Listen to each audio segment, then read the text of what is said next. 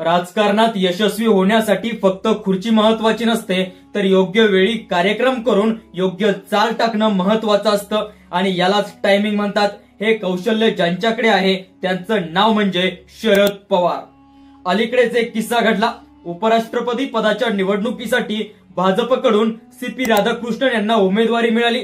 त्यांना पाठिंबा मिळावा म्हणून थेट देवेंद्र फडणवीस यांनी शरद पवारांना फोन केला। फडणवीस म्हणाले, राधाकृष्णन महाराष्ट्राशी निगडीत आहे, तुम्ही त्यांना साथ द्या। पण पवारांनी अगदी सरळ शब्दात उत्तर दिलं, ते आमच्या विचारसरणीचे नाही, आम्ही इंडिया आघाडीच्या उमेदवारालाच पाठिंबा देऊ असं पवारांनी सांगितलं। यातून मोठा संदेश मिळाला।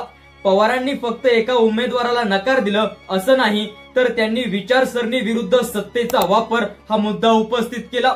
झारखंडमध्ये मुख्यमंत्री हेमंत सोरेन यांना राजभवनात अटक झाली, हा थेट सत्तेचा गैरवापर होता असं पवार म्हणाले। यावेळेस पवारांनी निवडणूक आयोगालाही घाटकोपऱ्यात उभं केलं। मतदार याद्यांमध्ये गडबड, खासदारांवर झालेली कारवाई आणि निवडणूक आयोग सरकारच्या दबावाखाली काम करतोय का असा प्रश्न शरद पवारांनी उभे केले।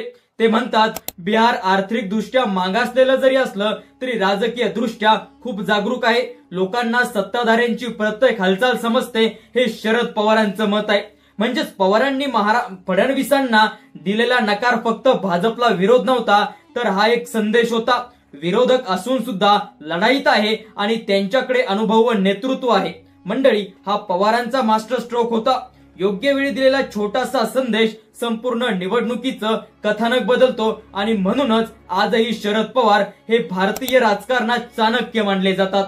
तुम्हाला काय वाटतंय, हे पाऊल फक्त राजकीय डाव होता का, की खरंच लोकशाहीबद्दल त्यांची निष्ठा होती? तुमचं मत कमेंट मध्ये सांगा आणि अशाच माहितीपूर्ण व्हिडिओंसाठी सबस्क्राईब करायला विसरू नका। खटपट ओरिजिनल। धन्यवाद।